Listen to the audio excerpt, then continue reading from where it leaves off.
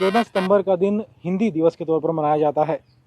हिंदी हमारी राजभाषा है और दुनिया की चौथी सबसे बड़ी भाषा है।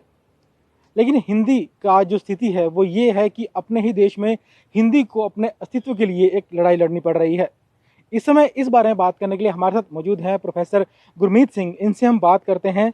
सर, हिंदी देश की राजभाषा है। ज़्यादातर जनसंख्या, करीब 80% जो जनसंख्या देश की, वो हिंदी भाषा बोलती है। लेकिन इसके बावजूद एक अस्तित्व लगातार लड़ाई चलती आ रही है हिंदी को लेकर। तो ये क्या आप कारण मानते हैं, क्यों हिंदी को लेकर इतना विवाद हमेशा रहता है? देखिए, इसका बहुत छोटा सा कारण है कि हिंदी कभी भी सत्ता की भाषा नहीं रही।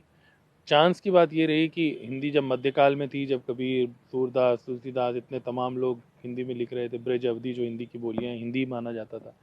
उस समय देश में मुगल शासन था और उसके उस समय पर जो फारसी थी वो सरकारी भाषा थी। अभी भी आप देखते होंगे पुलिस की एफआईआर वगैरह आप पढ़ें तो उसमें अभी भी वही शब्द, काफ़ी चेंज हुए हैं लेकिन अभी भी बहुत सारे पुराने शब्द रिवेन्यू रिकॉर्ड में वही शब्द चल रहे हैं। फिर अंग्रेज़ आ गए। जब हिंदी की जो खड़ी बोली डेवलप हुई तो अंग्रेज़ी शासन की भाषा रही। उसकी वजह से हिंदी जो है वो सत्ता की भाषा उस तरह से नहीं रही है और हमेशा संघर्ष की भाषा रही है। लेकिन जो आप अस्तित्व पे संकट की बात कर रहे हैं उससे मैं इसलिए सहमत नहीं हूँ कि हिंदी, क्या ऐसा हुआ कभी कि हिंदी बोलने वालों की संख्या कम हुई? पहले से बढ़ रही है लगातार जो संख्या है। कोई कहता है दूसरे नंबर की भाषा दुनिया की, कोई कहता है तीसरे की है। कई समस्याएं हैं लेकिन हिंदी बोलने वालों की संख्या में कमी नहीं, क्योंकि ये स्वाभाविक बात है। और हिंदी के बहुत रूप हैं। बंगाल में अलग तरीके से, बम्बई में अलग तरीके से। तो इस देश में राष्ट्रभाषा का जो विवाद है उसको अगर हम अभी छोड़ भी दें, वैसे तो देश की एक भाषा होनी चाहिए, लेकिन अगर हम उसे छोड़ भी दें, विवादों में पड़ने की ज़रूरत नहीं है और बहुत सी समस्याएं हैं, तो इसमें तो कोई दो राय नहीं कि हिंदी संपर्क भाषा तो है ही।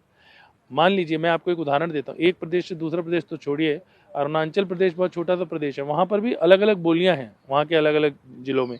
लेकिन जब लोग आपस में संपर्क करते हैं तो हिंदी में करते हैं। अभी पिछले दिनों हमने कई कार्यक्रम किए, विभिन्न देशों से लोगों को जोड़ा, वो सभी लोग हिंदी। तमिलनाडु, आपको हैरानी होगी कि तमिलनाडु में भी जो हम कहते हैं विरोध है, विरोध है, राजनीति अपनी जगह चलती रहती है, लोग अपनी तरह से चलते रहते हैं। वहाँ पर भी इस प्रकार की कोई समझने के लेवल पे समस्या नहीं है। तो हिंदी को सरकार सा सहारा मिलता, इस्तेमाल होती, अंग्रेज़ी का लोग मोह थोड़ा त्यागते, वो सब चीज़ें अपनी जगह हैं। लेकिन जहाँ तक अस्तित्व की बात है, हिंदी बढ़ रही है और अब आप महसूस भी कर रहे होंगे कि और भी उसकी जो है वो गति बढ़ी है। तो जैसे आपने हिंदी के अलग अलग रूपों की बात की है कि जिस तरह से देश आगे बढ़ता गया, हिंदी का रूप बदलता गया, खासकर जब अंग्रेजी शासन था उसके बाद से हिंदी का रूप कैसे बदला है। किस तरीके से जो इंग्लिश के शब्द थे वो हिंदी में बिल्कुल एकदम घुल मिल गए हैं, पता ही नहीं चलता कि इंग्लिश का शब्द है, हिंदी का शब्द है। ना सिर्फ अंग्रेज़ी का, आपको जानकर हैरानी होगी कि पुर्तगाली, फारसी, अरबी, तमाम हमें पता ही नहीं है। असल में हम सोचते हैं, अब जैसे कनस्तर है, हम सोचते हैं कि ये हिंदी का शब्द है लेकिन वो पुर्तगाली शब्द है। तोप है, हम सोचते हैं ये हमारा शब्द है, हिंदी का शब्द है, लेकिन वो अरबिक शब्द है। ऐसे तमाम शब्द हैं ऐसे, और हमने तो मिला लिए हैं। आपको एक इसका उदाहरण देता हूँ, जैसे रेलगाड़ी है, रेल अंग्रेजी का शब्द है, गाड़ी अलग भाषा का शब्द है, और वो मिल गए हमें खुद ही। जैसे आपने कहा हमें भी नहीं पता, लेकिन इतनी भाषाओं से, क्योंकि हिंदी के, जैसे मैंने कहा पुर्तगाल, गोवा में पुर्तगाल के लोग आए। अभी हम एक सेमिनार में थे जिसमें पुर्तगाल के साथी थे, तो जो वहाँ पर हिंदी पढ़ाते हैं। तो कहने का मतलब कि केवल अंग्रेजी नहीं है, और हमारे शब्द भी वहाँ पर गए हैं।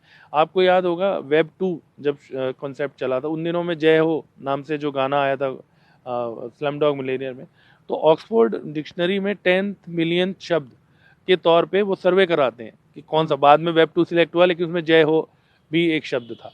तो कहने का मतलब कि शब्दों की आवाजाही चलती रहती है। हमें कई शब्दों का ओरिजिन पता ही नहीं है और हिंदी ने शब्दों को अडॉप्ट किया है। उसके अलग अलग रूप हैं। अंग्रेजी क्योंकि यहाँ पर लोग रहे तो उसकी वजह से, हाँ, कई बार ऐसा लगता है कि वो अति हो जाती है। लेकिन सर, जैसे हम अंग्रेजी भाषा की बात करेंगे, जब हिंदी की बात चलती है, विवाद होता है तो अंग्रेजी की बात सामने आती है। तो ऐसे भी बहुत सारे शब्द आपके ध्यान में होंगे जो हिंदी के शब्द हैं लेकिन उनको अंग्रेजी भाषा में शामिल कर लिया गया है। अंग्रेजी की डिक्शनरी में बहुत सारे शब्द शामिल हैं, जैसे खाट शब्द है, जुगाड़ भी, आपकी हैरानी के लिए जुगाड़ शब्द को भी उन्होंने वो किया है। और भी बहुत सारे शब्द, लोफर, जहाँ तक मुझे याद है, कई शब्द उन्होंने अपने हमारे यहाँ से अडॉप्ट किए हैं।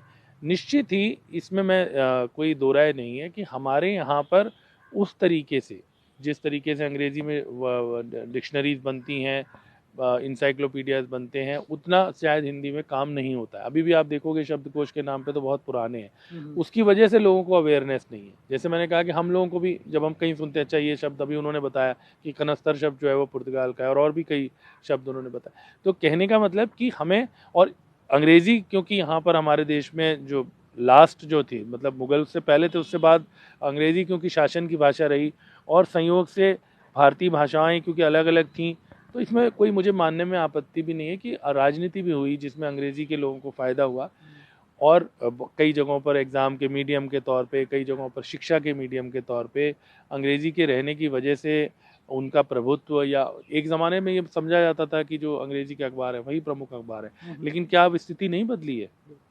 क्या हिंदी के चैनल अंग्रेज़ी के चैनल से कहीं आगे नहीं चल रहे हैं? तो स्थितियाँ बदली हैं। एक समय था जब अंग्रेज़ी का अखबार टाइम्स ऑफ इंडिया बहुत आगे था, लेकिन अभी आप देखोगे कि वो पहले 10 में भी आपको अगर हम नज़र नहीं है। सोशल मीडिया की बात करें, हालांकि सोशल मीडिया में ज़्यादा जो राज है वो अंग्रेज़ी का ही है, लेकिन हिंदी जो है वो कहाँ स्टैंड करती है? क्या अंग्रेज़ी आगे बढ़ रही है सोशल मीडिया में, हिंदी पिछड़ रही है? सोशल मीडिया में सिर्फ एक वजह है कि अभी जो हम लोग हैं हिंदी के लोग, या हमारे जो विद्यार्थी हैं, या जो हमारी नई पीढ़ी है, वो उतनी, एक तो क्या हुआ, रोमन में लिखने की उन्हें अब आदत हो गई। दूसरा, उन्हें ये लगा कि कंप्यूटर पे काम करना मुश्किल है, जो असल में है नहीं, धारणाएं बन गई। उसकी वजह से आप देखते हैं कि कई बार ऐसा लगता है, लेकिन वहाँ पर भी बढ़ रहा है पहले की तुलना में। यूनिकोड आने के बाद हिंदी में लोगों ने डायरेक्ट लिखना शुरू कर दिया। रोमन में हिंदी को लिखने से कई बार अर्थ का अनर्थ भी हो जाता है। तो सभी लोगों ने फीचर, अब आप इस मोबाइल को आप देखें, इसमें हिंदी ही नहीं, आप इसमें आपने देखा होगा इवन व्हाट्सएप में अगर मैं हिंदी में टाइप करूंगा वो इटालियन में मैसेज साथ के साथ टाइप हो रहा है। तो किसी भी भाषा में अब आप कर सकते हैं, और उसमें बेहतर रहता है, क्योंकि अगर आप लिपि चेंज करते हैं तो लिपि चेंज करने से शब्द का कई बार अर्थ का अनर्थ हो जाता है। तो सोशल मीडिया में येस, नो डाउट, और बढ़ाने की आवश्यकता है। जो हिंदी के प्रयोक्ता हैं उनको फेसबुक पे और जगहों पर, ट्विटर में, सब जगहों पर हिंदी लिखने की ज़्यादा कोशिश करनी चाहिए। भारतीय भाषाएं लिखने की ज़्यादा कोशिश। हमें हर भाषा से सीख के अपने शब्द भी बनाते रहने चाहिए, और अपने शब्द बना के न सिर्फ बनाने चाहिए बल्कि उनके, जैसे मैंने कहा, हमारे यहाँ बहुत कम शब्दकोश मिलते हैं, रेगुलर अपडेट करना चाहिए। हर 5 साल में, 10 साल में हिंदी का एक डिक्शनरी आना चाहिए जो अच्छा प्रमाणिक हो, है ना। उसकी वजह से क्या होता है, जब डिक्शनरी प्रमाणिक नहीं होती तो आप हिंदी के लोगों को कह दिया जाता है, अच्छा जी आप ट्रेन को क्या कहते हो, लोपथगामिनी कहते हो। आपको एक इंटरेस्टिंग बात बताऊं, लोपथगामिनी कहीं नहीं लिखा हुआ किसी डिक्शनरी में। ये सिर्फ अफवाह है कि जी हिंदी में ट्रेन को लोपथगामिनी कहते हैं। ये कहीं एक्सेप्टेड नहीं है, कहीं प्रयोग नहीं होता है, लेकिन लोगों ने बना दिया। अब आप जी साइकिल को द्विचक्र वाहनी कहते हो, है ना। पहली बात तो उसमें कोई बुराई नहीं है, लेकिन तो अगर ये कब होगा, जब हम रेगुलर अपने शब्दों को अपडेट करेंगे, उनको जस्टिफाई करेंगे, उनकी मीनिंग बताते रहेंगे, बच्चों को अवेयर करेंगे। तो मेरे हिसाब से ये कॉन्टिन्यूअस प्रोसेस है, एक निरंतर चलने वाली प्रक्रिया। मतलब भाषा को आगे बढ़ाने के लिए शब्दों का जो अपडेट है वो लगातार होना चाहिए। निश्चित ही, शब्दों से शब्द भंडार आपका जितना, देखो ऑप्शन हमेशा अच्छी चीज़ होती है। आप कहीं शर्ट लेने जाते हो, आप 5 कलर की शर्ट मिले तो आप देखते हो ना। ऐसे मुझे आपसे कोई बात कहनी है, अगर मेरे पास 5 तरह के शब्द हैं उनको कहने के लिए, तो मेरा लाभ है उससे। विकल्प हमेशा, तो विकल्प, अनफॉर्चुनेटली हम अपने दैनिक व्यवहार में शब्दों को भूलते जा रहे हैं। जो बहुत से शब्द पहले इस्तेमाल होते थे, मैं आपको उदाहरण देता हूँ। मैं एक प्ले देखने गया, वहाँ पर बम्बा शब्द बोला। अब बम्बा शब्द यहाँ एकदम से एक बार में समझ नहीं आएगा, हमारे यहाँ यूपी में नलके के लिए कहते हैं। तो हिंदी ही नहीं, जो लोकल लैंग्वेज है, देशज जो शब्द हैं, जितने हम भाषा के शब्द हमारे पास होंगे, उस ऑप्शन से ही तो आप अलग दिखते हो। आप 4 आदमी एक तरह का शब्द इस्तेमाल कर रहे हो, मैं 5वां शब्द इस्तेमाल कर रहा हूँ, है वो उसी भाषा का, तो एकदम से आप सुन के स्ट्राइक करेगा आपको। तो ये कम्युनिकेशन के जो आज का समय है, उसमें शब्द भंडार आपका जितना मजबूत होगा, जितना बड़ा होगा, उतना अच्छा है। तो ये थे प्रोफेसर गुरमीत सिंह, जिनका कहना है कि हिंदी जो है लगातार आगे बढ़ रही है। ऐसी बातें नहीं है कि हिंदी जो है इंग्लिश के प्रभाव में आकर पिछड़ रही है, लगातार आगे बढ़ रही है, लोग इसे अपना रहे हैं। ना सिर्फ आम बोलचाल में, बल्कि जो सोशल मीडिया है, कंप्यूटर्स की बात करें, मोबाइल की बात करें, वहाँ पर भी लोग हिंदी का जो है इस्तेमाल कर रहे हैं, लगातार बढ़ रहे हैं। लेकिन उन्होंने कहा कि अगर हिंदी को एक बड़ी भाषा बनाना है, देश की राष्ट्रभाषा के तौर पर उभारना है, तो जो हिंदी का शब्दकोश है उसे लगातार बढ़ाना होगा, नए शब्दों को हर साल हिंदी में शामिल करना होगा, तभी ये भाषा जो है हमारे अनुरूप जो है देश में इस्तेमाल के लायक हो पाएगी। ईटीवी भारत के लिए चंडीगढ़ से विजय राणा।